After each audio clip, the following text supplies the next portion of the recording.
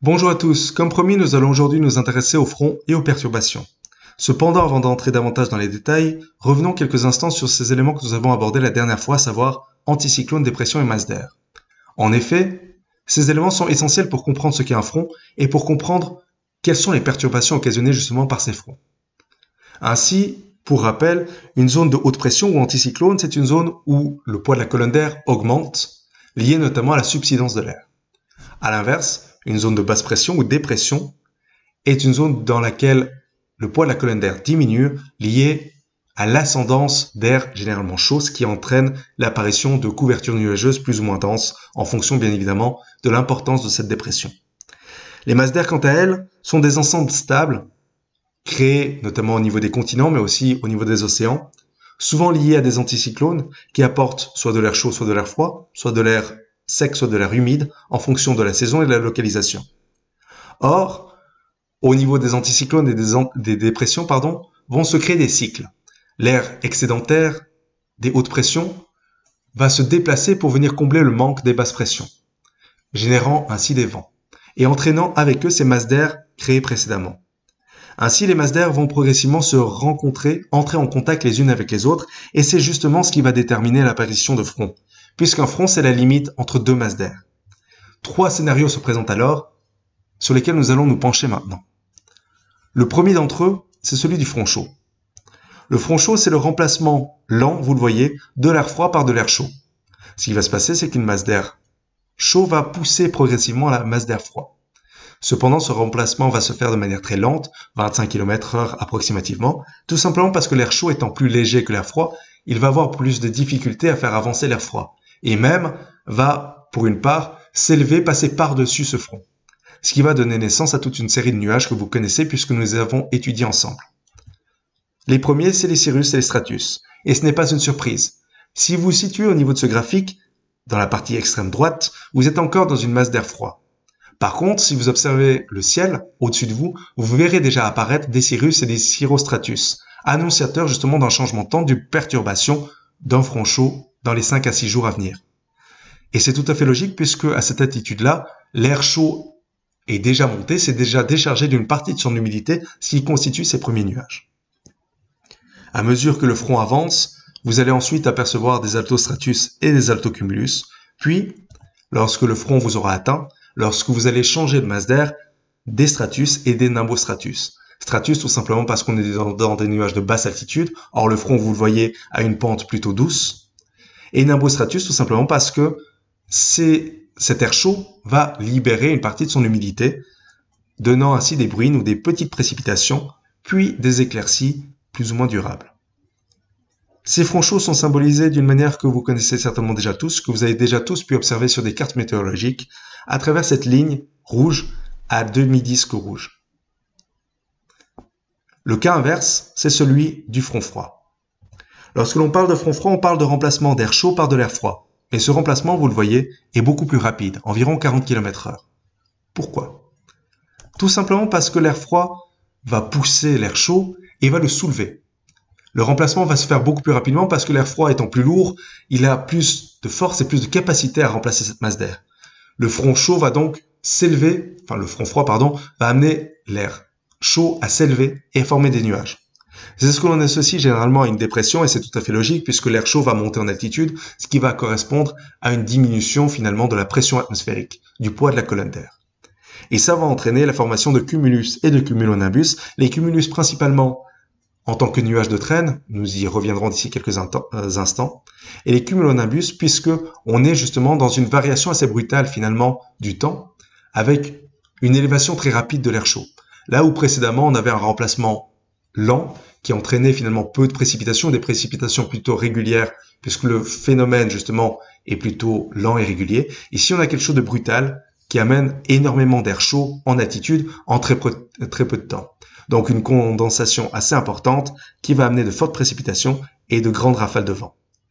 Ensuite, comme précisé, l'apparition d'un ciel de traîne ainsi que de certaines averses, puisqu'on aura pas mal d'instabilité pendant les heures et les jours qui vont suivre, tout simplement lié, encore une fois, à cette évolution brutale de la météo.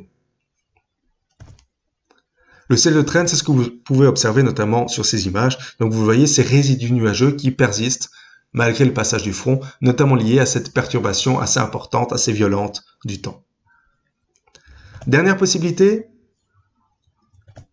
l'occlusion.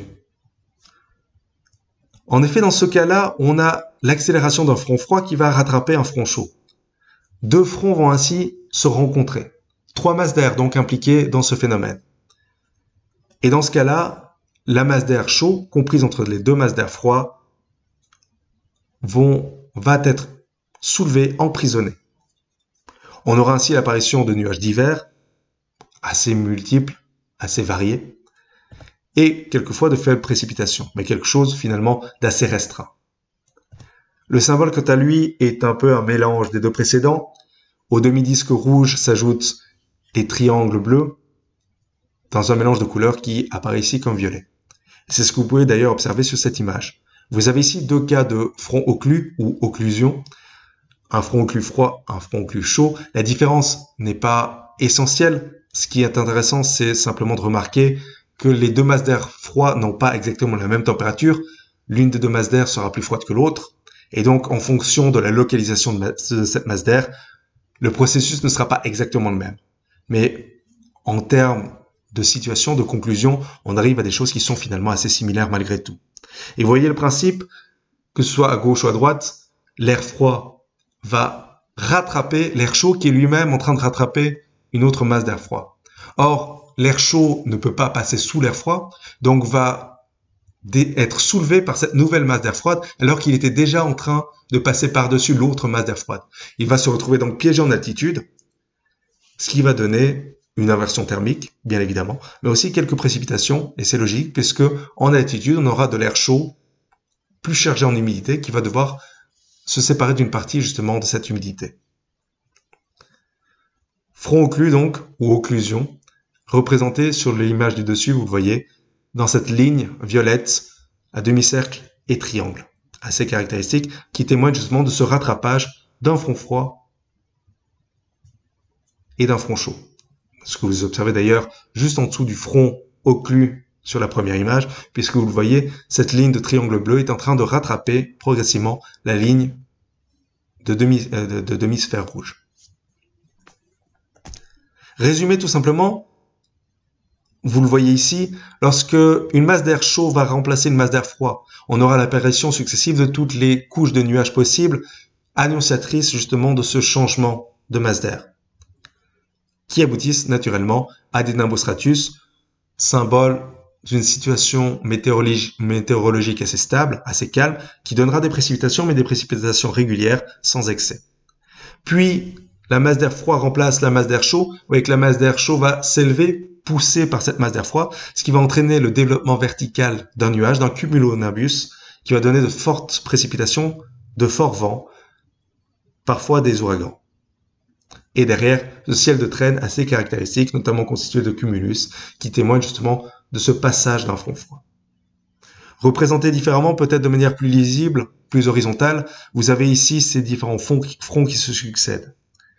Et vous le voyez, si on reprend ces différents éléments, lorsque vous situez au niveau 1, en observant le ciel, vous ne voyez encore absolument rien. Vous êtes dans une zone d'air froid, sans possibilité de savoir ce qui va se passer. Puis progressivement, vous entrez dans la phase 2, avec l'ascension de nuages élevés, cirrostratus par exemple, qui annonce justement ces précipitations à venir. Dans la phase 3, vous le voyez, on peut déjà avoir quelques précipitations assez faibles. Les nuages baissent progressivement, tout simplement parce que le front chaud est en train d'avancer, la masse d'air chaud est en train de passer par-dessus la masse d'air froid, tout en la poussant progressivement vers la droite, et donc les nuages se rapprochent. Enfin, dans la phase 4, on est dans la phase de nuages bas avec une pluie persistante liée notamment au nimbostratus. Mais cette fois, vous êtes entré progressivement dans ce front chaud, vous l'avez franchi même, et désormais, l'air ambiant est une masse d'air chaud. À ça s'ajoutent ensuite quelques éclaircies et une stabilisation du temps. Puis, le front froid arrive, nouvelle masse d'air donc qui va rencontrer la masse d'air chaud. Cette fois, par contre, comme la masse d'air froid est plus lourde, l'air chaud va s'élever de manière assez brutale. Et dans le scénario 6, vous avez l'apparition d'orages, de cumulonimbus, tout simplement parce que justement cette masse d'air chaud va être soulevée assez rapidement dans les airs. Précipitations fortes donc, vent fort également. Puis, dans les jours qui suivent, dissolution du nuage progressive, mais encore ciel de traîne, tout simplement parce que les nuages qui sont quand même d'une certaine taille, d'une certaine ampleur, vont mettre du temps avant de disparaître totalement. Vous voyez donc ces différents scénarios. Front chaud d'abord, avec de l'air chaud qui va remplacer l'air froid, mais qui va le remplacer très lentement. Front froid ensuite, avec de l'air froid qui vient remplacer l'air chaud, mais de manière beaucoup plus brutale, de manière beaucoup plus rapide. Et bien évidemment, si on comprime ce schéma, vous avez le front froid qui va finir par rattraper le front chaud, et donc l'air chaud qui est au milieu, qui va se retrouver piégé entre les deux masses d'air froide, qui va être en altitude et donner quelques faibles précipitations. Voilà ce que nous pouvions dire aujourd'hui de ces différents fronts et perturbations. J'espère avoir été aussi clair que possible. Comme toujours, je reste bien évidemment à disposition pour vos questions. La prochaine fois, nous parlerons un petit peu de météorologie. D'ici là, je vous souhaite comme toujours une excellente semaine.